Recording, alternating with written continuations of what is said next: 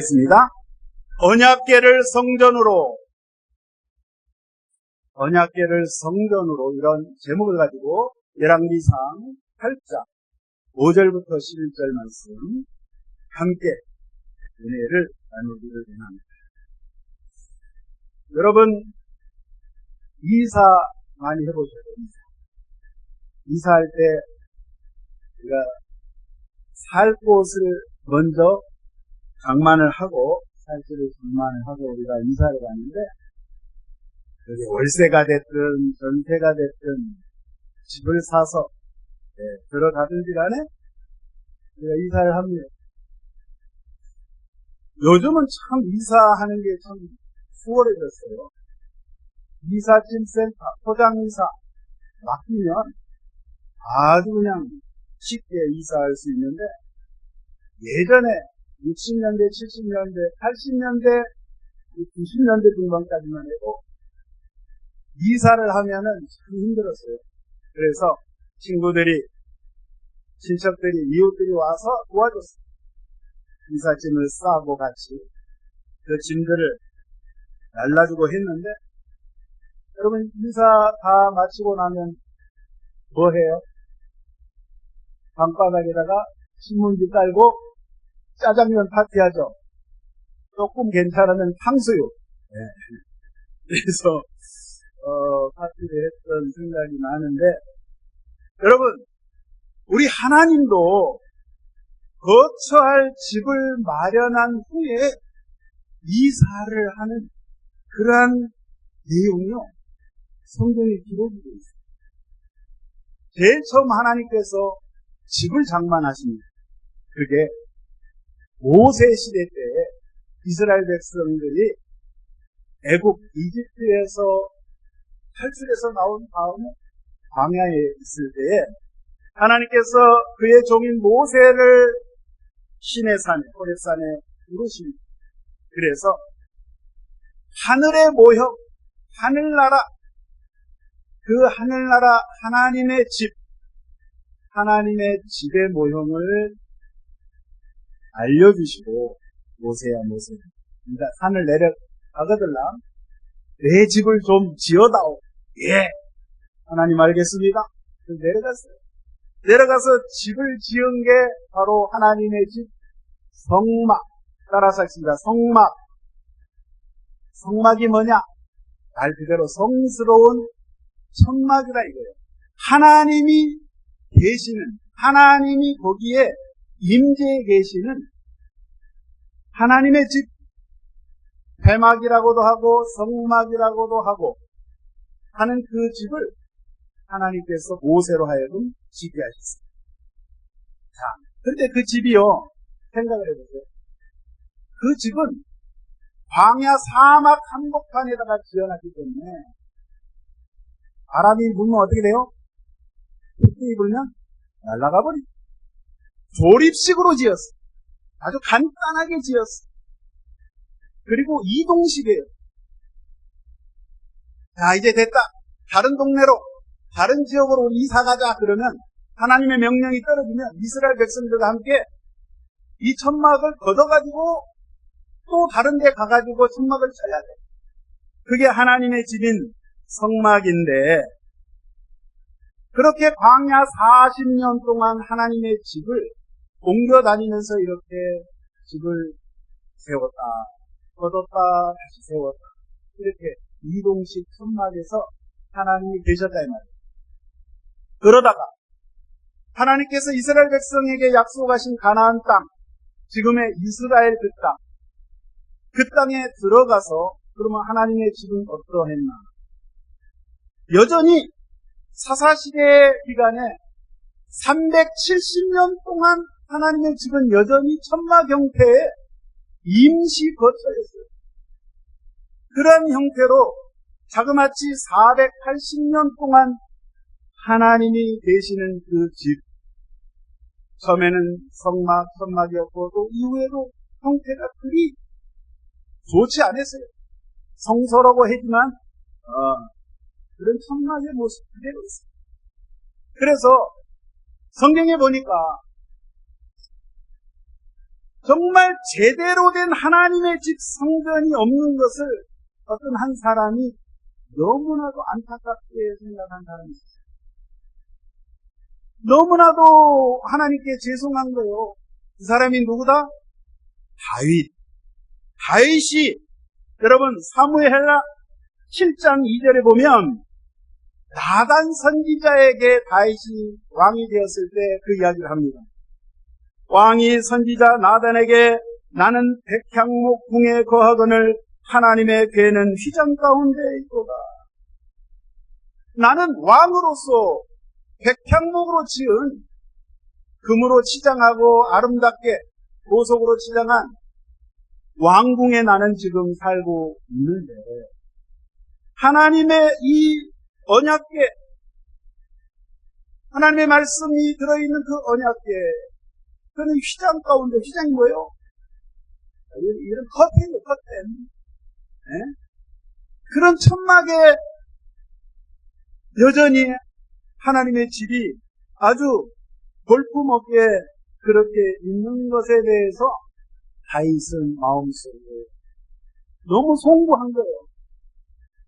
나는 좋은 데 살면서 하나님의 집이라고 해놓고 세상에 광야 생활 이후로 거의 500년 가까이 하나님의 집이 그러한 모습으로 있었으니 너무너무 죄송하고 그런 마음을 가졌어요.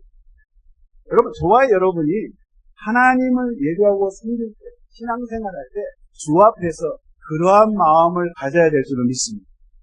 그래서 다윗이 그렇게 하나님 앞에 그런 마음을 가졌기 때문에 우리 하나님께서 너무 기뻐하신 거예요. 다윗을 보니까 다윗이 볼품없고 그랬지만 늘 하나님의 말씀을 의지하고 하나님의 뜻대로 살려고 어렸을 때부터 그가 목동이었을 때부터 주님을 의지했기 때문에 하나님께서는 다윗과 늘 내가 너와 함께하마 두려워하지 말라. 그래서 하나님께서 기뻐하시는데 그래서 다윗이 하나님 제가 정말 하나님의 집을 제가 제대로 한번 잘 지어가지고 하나님 앞에 드리기를 원합니다. 공헌하기를 원합니다.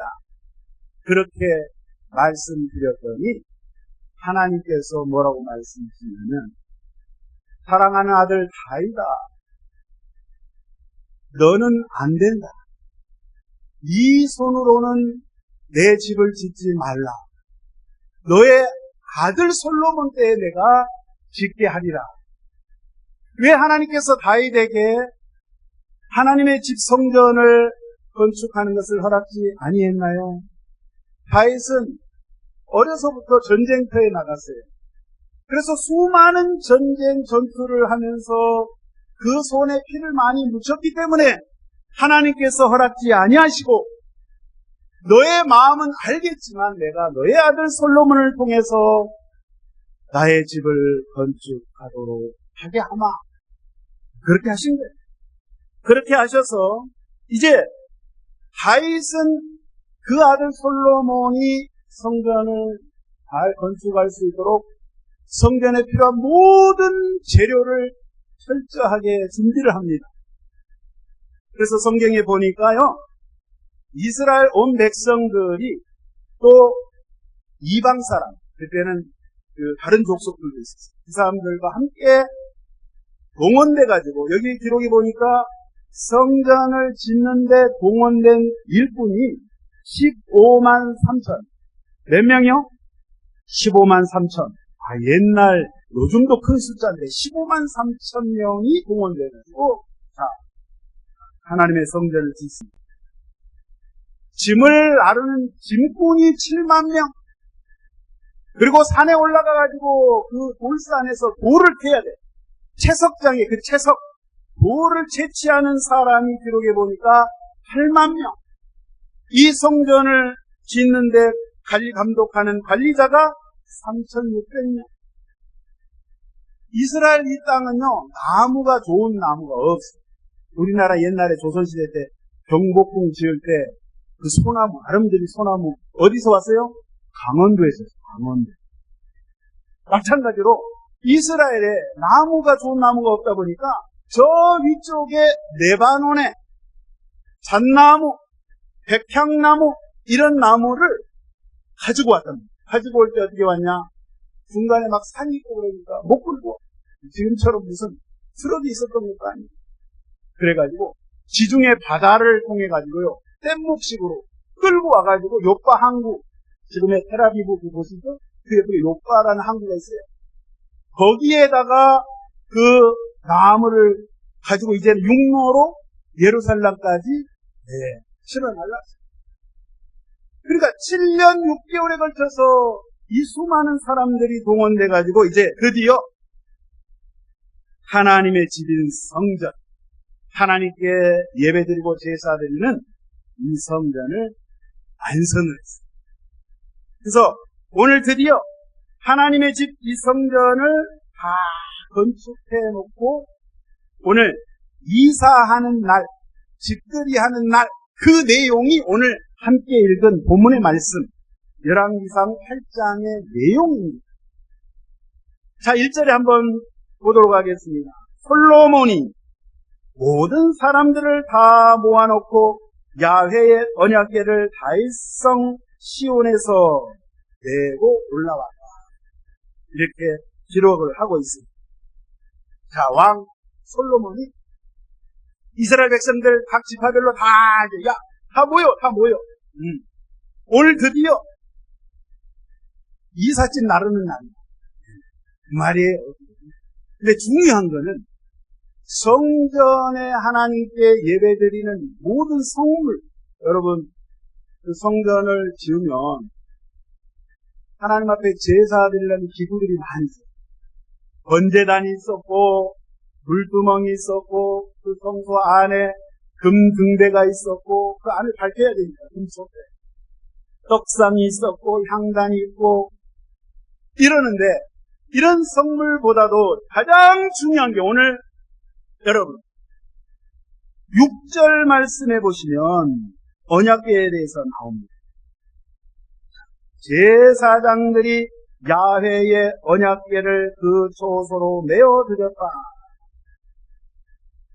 이제 언약궤, 여러분 그 하나님께 예배드리는 그 성소, 성막 안에 이게 성전인데 그 안에 다른 것도 다 중요하지만 성소 중에서도 가장 거룩하게 하나님이 여기시는 지성소, 성소를 지나서 그 안에 가장 깊숙한 곳, 하나님의 영이 임재하는 곳, 하나님이 함께 하시는 곳, 하나님의 기도의 응답이 임하는 곳, 그것이 바로 지성소입니다. 지극히 거룩한 장소라 이 말이에요. 그래서 지성소. 그 지성소에 다른 것 말고 딱 하나가 들어가는데 쉽게 말해서 괴짝, 나무로 만든 괴짝. 여러분 옛날에 시골에 쌀 뒤지 생각나세요? 쌀 담는 괴짝. 딱 그런 식인 거예요. 그렇게 생각하시면 돼요. 그런데 이 언약궤를 지금 이 거룩한 그 안쪽 지성소에다가 안치를 했습니다. 그 안치하는 그 의식을 오늘 솔로몬 왕이 백성들과 함께 지금 그렇게 안치식을 하면서 하나님 드디어 이렇게 준비했습니다.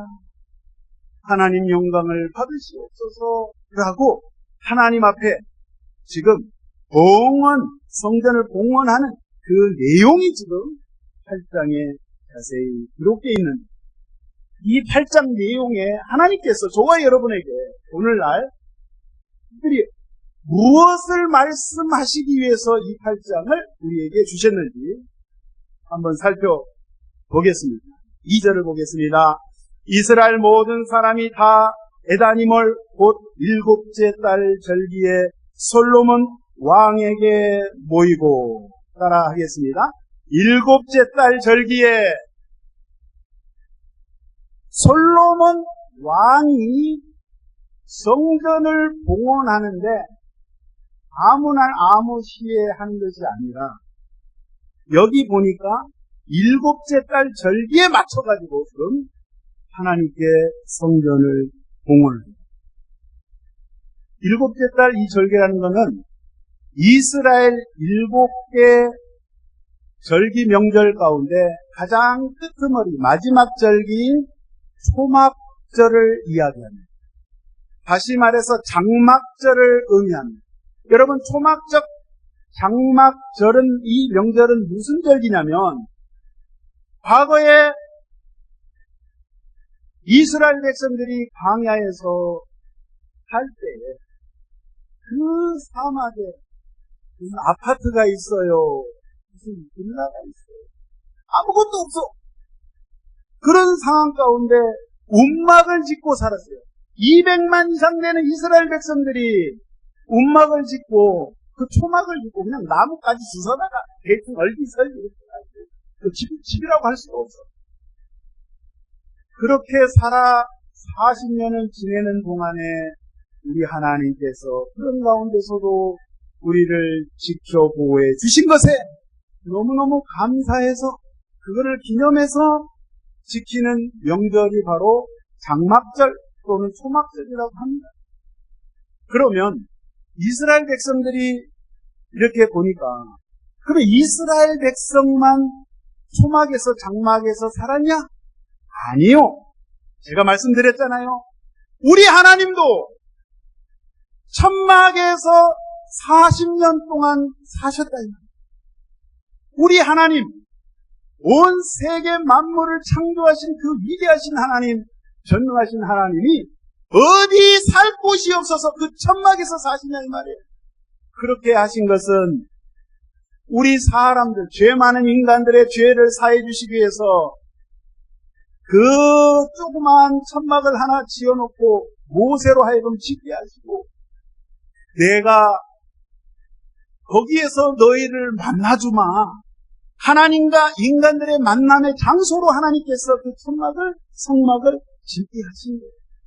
그러니까 그 위대하신 거룩하신 하나님이 그 누추한 곳에 계실 수가 없지만 하나님이 저와 여러분을 구원하시기 위해서 그 위대하신 분이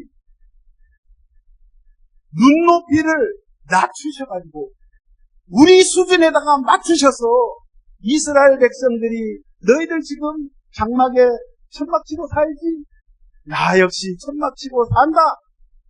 라고 하시면서 우리를 만나시기 위해서 만남의 장소로 그 거룩한 성막을 준비케 하셔서 거기서 너희들이 죄를 지었냐? 죄를 지으면 죽게 되는데 너희가 죽을 수 없으니 내가 다른 방도를 알려주마. 많은 짐승을 잡아가지고 나를 대신해서 내가 지은 죄 때문에 그 짐승이 대신 피를 흘려서 하나님 앞에 불로 태워서 번제로 하나님 앞에 드리게 하셨다.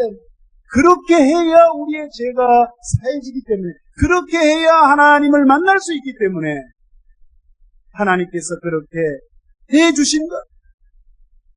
그러니까 이 장막절, 초막절이라는 것은 하나님께서 이스라엘 백성들과 함께 그 장막에서 임마누엘 함께 하셨다.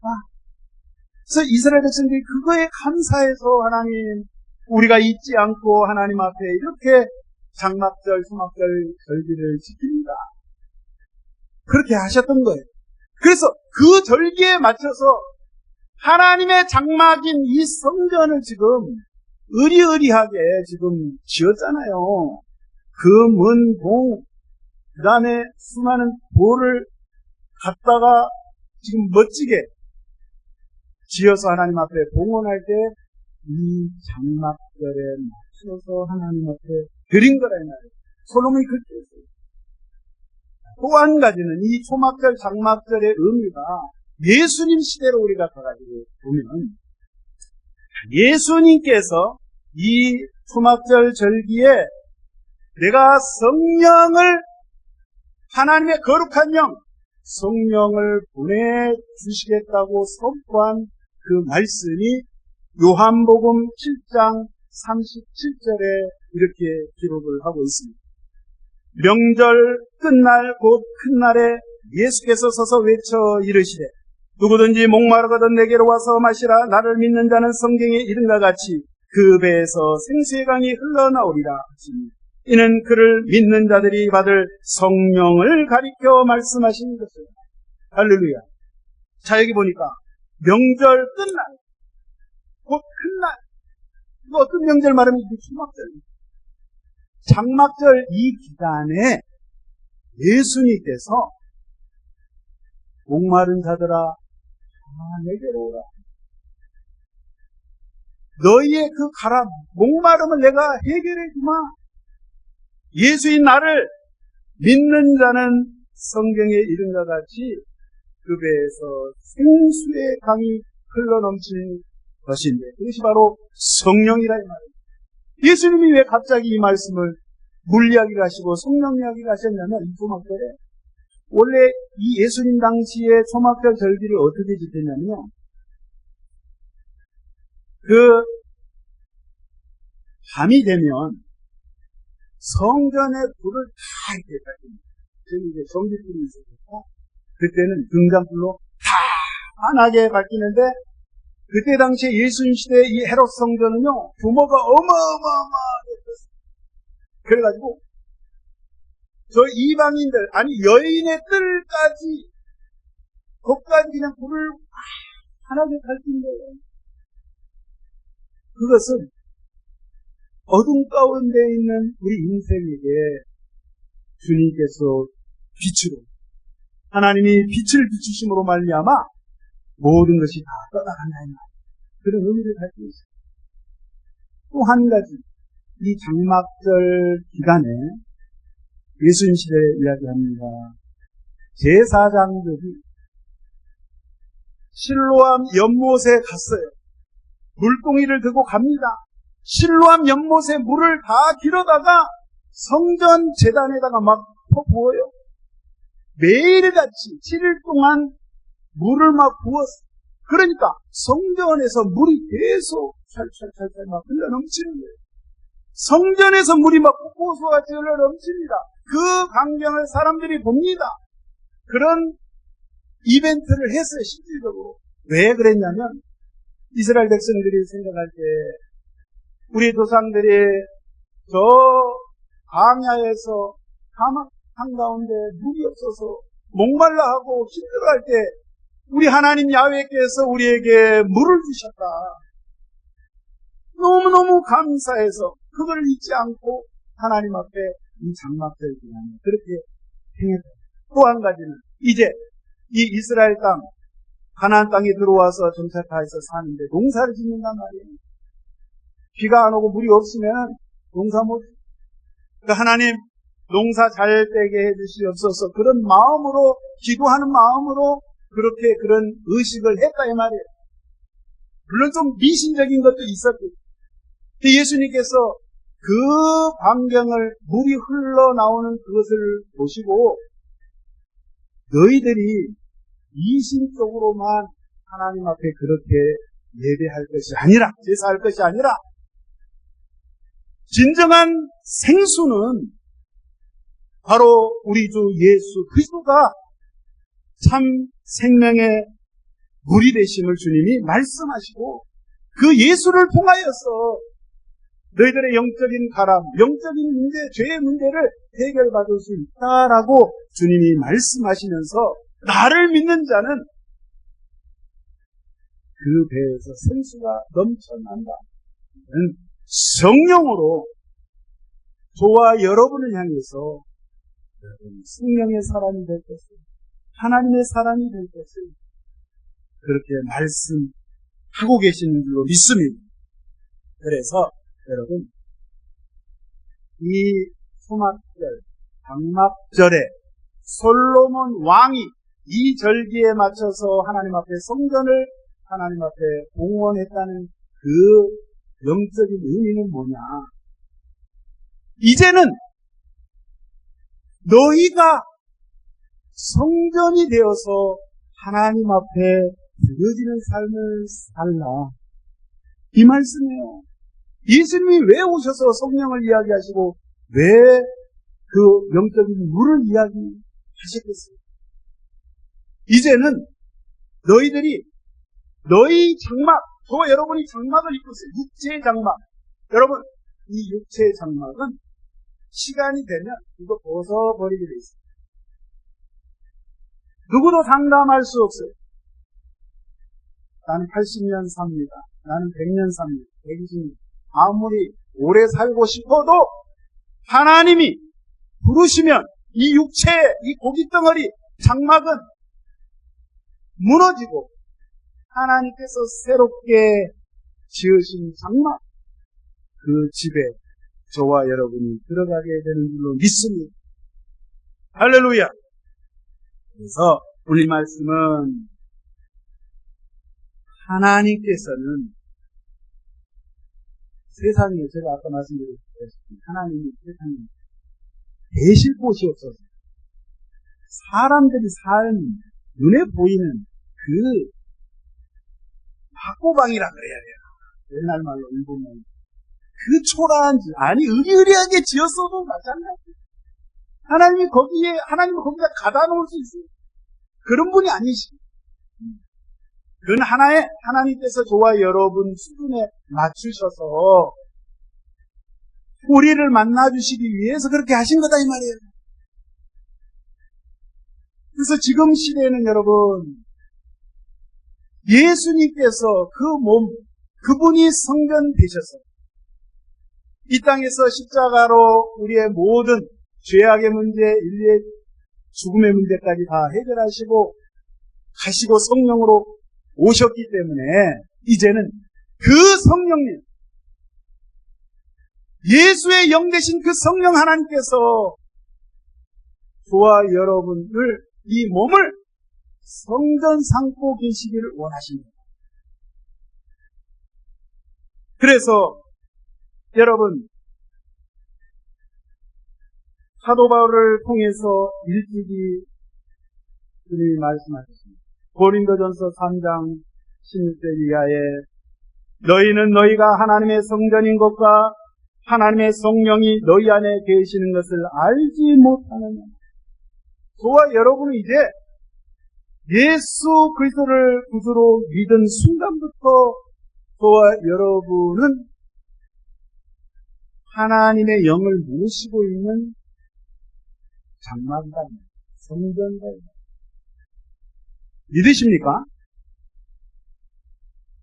우리가 하나님을 말씀드릴 때 하나님 어디 계세요?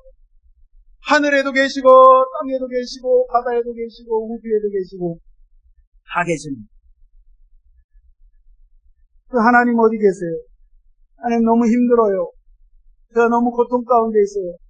여러분, 우리 하나님은 저와 여러분이 고통 가운데서도 함께 하시는 하나님이신 줄로 믿습니다. 여러분, 그 고난과 고통을 통해서 저와 여러분을 사람 되게 하시려고, 하나님의 사람 되게 하시려고 때로는 그것이 필요하기 때문에 저와 여러분에게 있어서 살아가신 겁니다. 중요한 것은 하나님 어디 계시냐? 내가 너의 마음 가운데 있다. 할렐루야. 그래서 여러분, 우리 마음 가운데 나를 성전 삼고 계시는 그 하나님 앞에 늘 겸허하게, 겸손하게 낮아져야 될 줄로 믿습니다. 여러분, 오늘 여기 또 말씀해 보니까 하나님께서 성전에서 하나님 자기 자신을 드러내는 모습이 여기 하반부에 기록되어 있습니다. 10절 보겠습니다. 제사장이 성소에서 나올 때 구름이 야훼 성전에 가득하매 제사장이 그 구름으로 말미암아 능히 서서 섬기지 못하였으니 이는 야훼의 영광이 야훼 성전에 가득합니다. 하나님의 영광이 하나님의 성전에 가득했다는 것을요, 표현을 할 때 구름이 가득 띄었어요. 이 현상이 지금 솔로몬이 성전을 봉헌할 때만 그랬던 게 아니라 똑같은 상황이 옛날 과거 광야 시절에 모세가 하나님의 명을 받들어서 하나님의 집인 성막을 완성한 다음에 여러분 출애굽기 40장 34절에도 보니까 똑같이 하나님의 영광이 그곳 가운데 이렇게 기록되어 있습니다. 왜 하나님의 영광이 그곳 가운데 가득했는가 살펴봤더니 모세가 하나님의 말씀대로 성막 짓는 것을 다 마쳤을 때, 하나님의 말씀대로 순종해서 다 행했을 때 하나님의 영광이 임재하셨다. 물론 솔로몬이요, 하나님의 성전 건물 성전을 짓고 난 다음에 오늘 어떤 물건을 갖다 놨어요? 언약궤를 지금 갖다 놨어요. 여러분 6절에 다시 보겠습니다. 제사장들이 야훼 언약궤를 그 소소에 메어드렸습니다. 언약궤를 메었습니다. 그리고 곧 성전의 내소인 지성소 그룹들의 날개 아래 거기에다가 지금 언약궤를 안치를 했습니다. 언약궤 안에 뭐가 들어있냐 봤더니 9절에 보니까 그 안에는 두 돌판 외 아무것도 없어요. 언약궤 안에 하나님의 율법의 말씀이 기록되어 있는 두 돌판이 거기에 들어있다 이 말이에요. 이 말씀은 뭐냐면 언약궤가 왜 중요하느냐, 하나님의 말씀이 있기 때문에 중요해요. 여러분 다른 것보다도 하나님의 말씀이 있기 때문에, 지성소 안에 하나님의 말씀이 그곳에 있기 때문에 하나님의 역사가 나타나는 겁니다. 저와 여러분 마음 가운데 하나님의 말씀이 없다면 여러분 예수 믿어도 그냥 헛것인 거예요. 교회는 수십 년 다녔어요. 목사가 돼서 장로가 돼서 집사가 돼서 권사가 되어도 그 10년 가운데, 그 영혼 가운데 하나님의 말씀이 없으면 죽은 신자란 말이에요.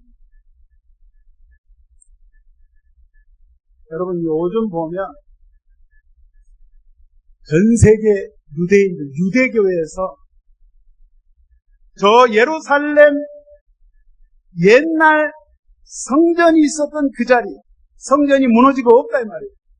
2000년 전에, 후후 70년에 로마 군대가 쳐들어와서 그 예루살렘 성전이 불타버리고 이제는 없어.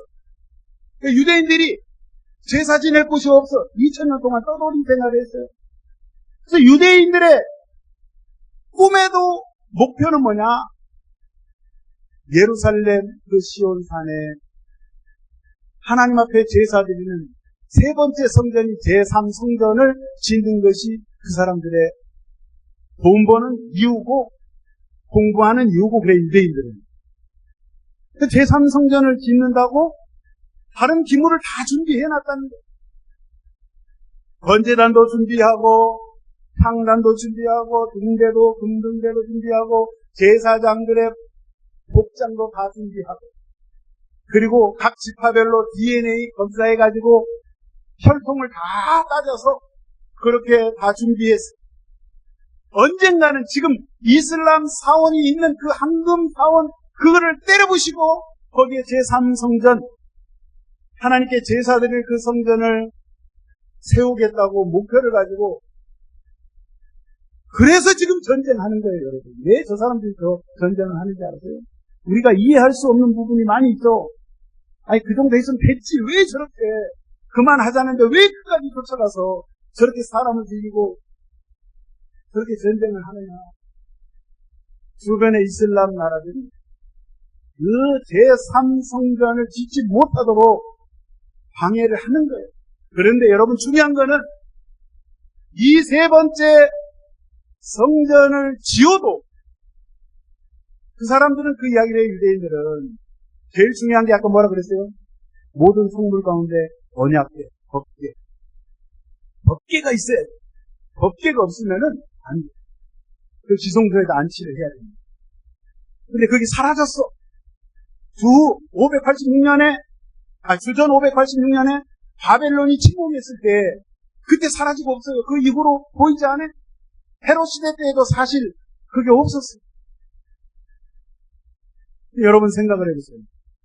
아무리 법궤가 있다고, 그 사람들은 법궤가 있다는 거예요. 순교는 법궤가 있어. 아는 사람들만 안다는 거예요.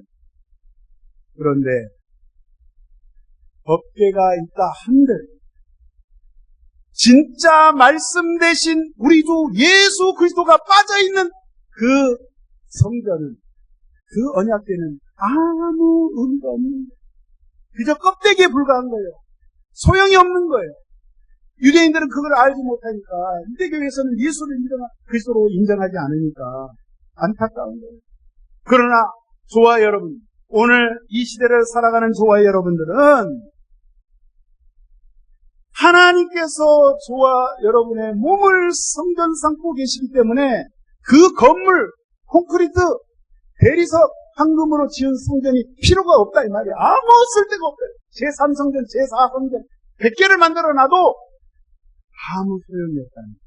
중요한 거는 저와 여러분을 성전 삼고 계신 우리 하나님께서 말씀 되신 그분이 저와 여러분의 심령 가운데 함께 하실 때에 여러분, 이게 진정한 성전이에요. 진정한 하나님께 예배드리는 거예요. 할렐루야. 그래서 저와 여러분이 기억하실 것은, 오늘 말씀에 기억하실 것은, 첫 번째는 하나님의 명령 말씀에 따라 순종했을 때 하나님이 기뻐하시고, 두 번째는 우리 마음 가운데 하나님의 말씀이 자리하고 있을 때, 말씀 대신 그 예수 그리스도가 내 심령 가운데 있을 때, 내가 아버지 앞에 진정한 성전으로 아버지 앞에 드려지는 봉헌된 삶을 살 수 있다는 사실, 여러분 절대 잊지 마시고, 너무 보여지는 것에 집착하지 마시고, 보이지 않는 영적인 세계에 여러분 그 영적인 세계에 투자하시고, 영적인 세계에 관심을 가지시고, 그 영혼에 관심을 가지시는 주의 이름으로 축원드립니다. 요즘 세상 돌아가는 걸 보니까요,